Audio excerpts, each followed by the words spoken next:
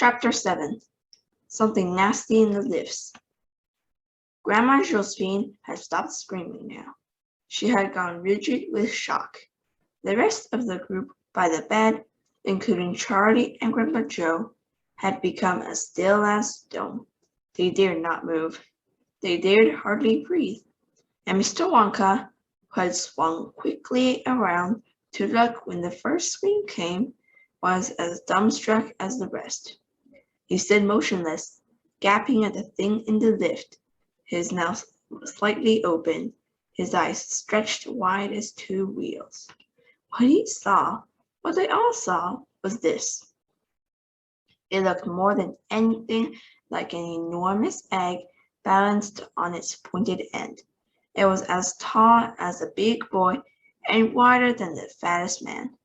The greenish-brown skin had a shiny, wettish appearance, and there were wrinkles in it. About 3/4 of the way up, in the widest part, there were two large round eyes as big as teacups.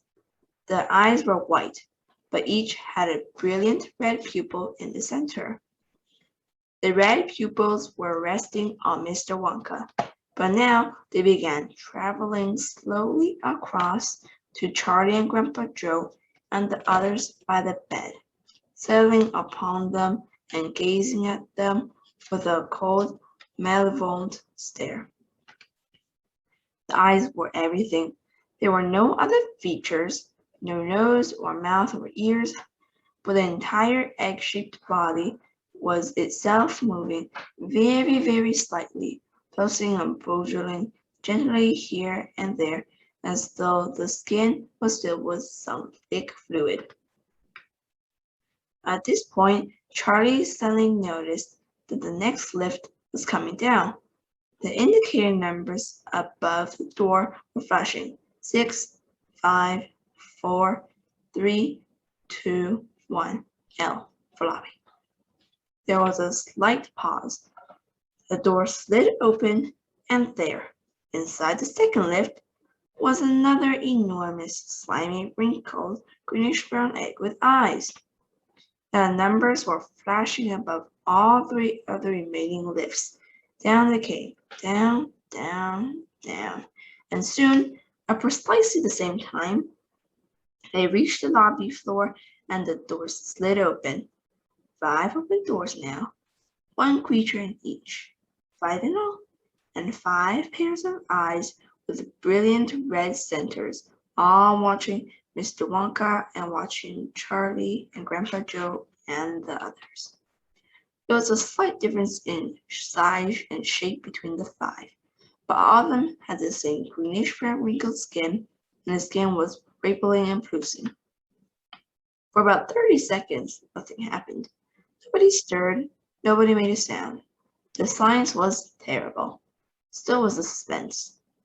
Charlie was so frightened he felt himself shrinking inside his skin. Then he saw the creature in the left-hand lift suddenly starting to change shape.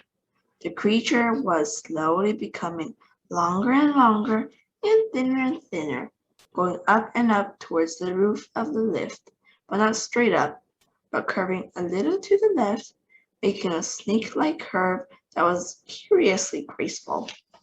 Up to the left, and then curling over the top to the right, and coming down again in a half circle, and the bottom end began to grow out as well, like a snake, like a tail, creeping along the floor to the left, until at last the creature, which had originally looked like a huge egg, now looked like a long curved serpent standing on its tail. Then the one in the next lift began stretching itself in much the same way. And what a weird and oozy thing it was to watch. It was twisting itself into a shape that was a bit different from the first, bouncing itself almost, but not quite, on the tip of its tail. Then the 3 remaining creatures began stretching themselves all at the same time, each one elongating itself slowly upwards, growing taller and taller, thinner and thinner, curving and twisting, stretching and stretching, curling and bending, bouncing either on the tail or the head or both, and turned sideways now so that only one eye was visible. When they all stopped stretching and bending, this is how they finished up. "Scram!" shouted Mr. Wonka. "Get out quick!" People had never moved faster than Grandpa Joe and Charlie and Mr. and Mrs. Bucket at the moment. They all got behind the bed and started pushing like crazy. Mr. Wonka ran in front of them, shouting, "Scram! Scram! Scram!" And in 10 seconds flat, all of them were out of the lobby and back inside the great glass elevator. Frantically, Mr. Wonka began undoing bolts and pressing buttons. The door of the great glass elevator snapped shut and the whole thing leaped sideways. They were away, and of course all of them, including the 3 old ones in bed, floated up again into the air. And now, chapter A, Vermicious Need. "Oh, goodness me," gasped Mr. Wonka. "Oh, my sentient pants. Oh, my painted ants. Oh, my crawling cats. I hope never to see anything like that again." He floated over to the white button and pressed it. The booster rockets fired. The elevator shot forward at such speed that soon the Space Hotel was far out of sight. "What were those awful creatures?" Charlie asked. "You mean you didn't know?" cried Mr. Wonka. "Well, it's a good thing you didn't. If you'd had even the faintest idea of what horrors you were up against, the marrow would have run out of your bones. You'd have been fossilized with fear and glued to the ground. Then they'd have got you. You'd have been a cooked cucumber. You'd have been rasped into 1,000 tiny bits, grated like cheese, and vacuolated alive. They'd have made necklaces from your knuckle bones and bracelets from your teeth. Because those creatures, my dear ignorant boy, are the most brutal, vindictive, venomous, murderous species in the entire universe." Here Mr. Wonka paused and ran the tip of a pink tongue all the way across his lips. "Vermicious Neds," he cried. "That's what they were." He sounded the K, Neds, knees like that.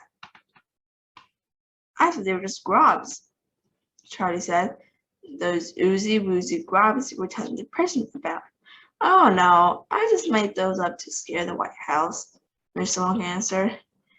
"But there's nothing made up the Vermicious Neds, you believe me.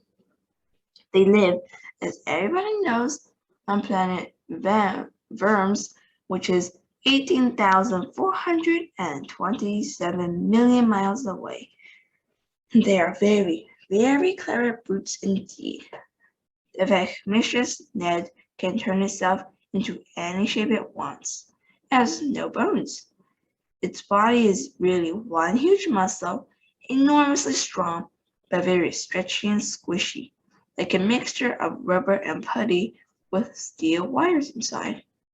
Normally it is egg-shaped, but it can just as easily give itself 2 legs like a human or 4 legs like a horse.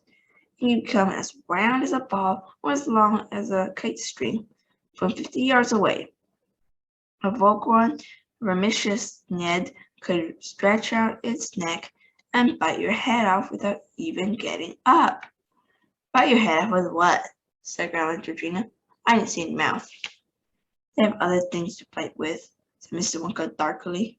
"She says what?" said Grandma Georgina. "Ring off," said Mr. Wonka. "Your time's up. But listen, everybody. I just had a funny thought. There I was fooling around with the president and pretending we were creatures from some other planet, and, by golly, there actually were creatures from some other planet on board." "Do you think there were many?" Charlie asked. "More than the 5 we saw?" "Thousands," said Mr. Wonka. "There are 500 rooms in that space hotel, There's probably a family of them in every room. Somebody's going to get a nasty shock when they go on board, said Grandpa Joe. They'll be eaten like peanuts, said Mr. Wonka. Every one of them. You don't really mean that, do you, Mr. Wonka? Charlie said. Of course I mean it, said Mr. Wonka. These Vermicious Neds are the terror of the universe. They travel through space in great swarms, landing on other stars and planets, and destroying everything they find. There used to be some rather nice creatures living on the moon a long time ago. They were called Poozas, but the Vermicious Neds ate the lot. Did the same on Venus and Mars and many other planets. But why haven't they come down to our Earth and eaten us? Charlie asked. They've tried to, Charlie, many times, but they've never made it. You see, all around our Earth, there's a vast envelope of air and gas, and anything hitting that at high speed gets red hot. Space capsules are made of special heat-proof metal, and when they make a re-entry, their speeds are reduced right down to about 2,000 miles an hour, first by retro rockets, and then by something called friction. Even so, they get badly scorched. Neds, which are not heat-proof at all, and don't have any retro rockets, get sizzled up completely before they're halfway through.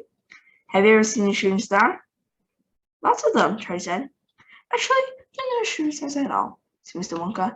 They're shooting Neds. They're Neds trying to enter the Earth's atmosphere at high speed and going up in flames. What rubbish, said Grandma Georgina. But wait, said Mr. Wonka. You may see it happening before the day is done. But they're so fierce and dangerous, Charlie said. Why didn't they eat us up right away in the space hotel? Why did they waste time twisting their bodies into letters and writing scram? Because they're show-offs, Mr. Wonka replied. They're tremendously proud of being able to write like that. But why say scram when they wanted to catch us and eat us? It's the only word they know, Mr. Wonka said. Look! Screamed Grandma Josephine, pointing through the glass. Over there! Even before he even looked, Charlie knew exactly what he was going to see. So did the others. They could tell by the high, hysterical note in the old lady's voice. And there it was, cruising effortlessly along them, a simple, colossal, Vermicious Ned, as thick as a whale, as long as a lorry, with the most brutal, vermicious look in its eye. It was no more than a dozen yards away, egg-shaped, slimy, greenish-brown, with one malevolent red eye, the only one visible, fixed intently upon the people floating inside the great glass elevator. Dan has come! Screamed Grandma Georgina. He'll eat us all! Cried Mrs. Bucket. In one gulp, said Mr. Bucket. We're done for, Charlie, said Grandma Joe. Charlie nodded. He couldn't speak or make a sound. His throat was seized up with fright. But this time Mr. Wonka didn't panic. He remained perfectly calm.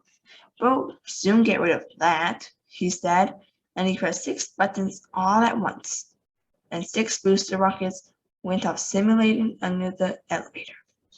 The elevator leapt forward like a stung horse, faster and faster. But the great green greasy Ned kept pace alongside it and made no trouble at all. Make it go away, yelled Grandma Georgina. I can't stand it looking at me.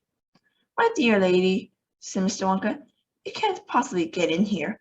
I don't mind admitting I was a trifle alarmed back there in the space hotel, and with good reason.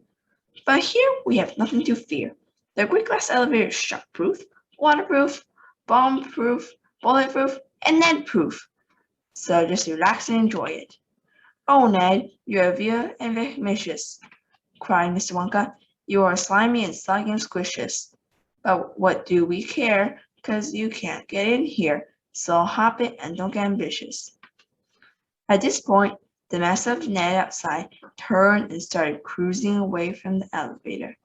There you are, cried Mr. Wonka, Trumpet. It heard me. It's going home. Now Mr. Wonka was wrong. When the creature was about 100 yards off, it stopped, hovered for a moment, then went smoothly into reverse, going back towards the elevator with its rear end, which was the pointed end of the egg, now in front. Even going backwards, its acceleration was unbelievable. It was like some monstrous bullet coming at them, and it came so fast nobody had time to even cry out. Crash! It struck the elevator with the most enormous bang, and the whole thing shivered and shook, but the glass held, and the net bounced off like a rubber ball. What did I tell you? Shouted Mr. Wonka Trumpet. We're safe as sausages in here. You have a nasty headache after that, said Grandma Joe.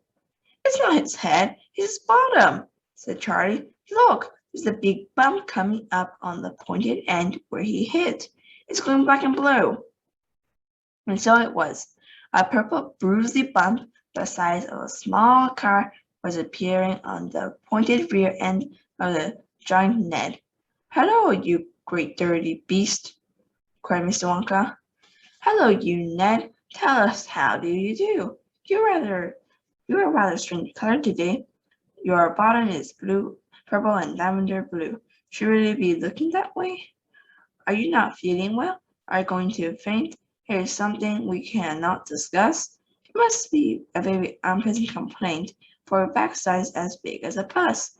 Let me get you a doctor. I know just the man for Ned with Nest disease. He's butcher by trade, which is not a bad plan. And he charges quite reasonable fees. Here he is now. Doc, you are really kind to travel so far into space.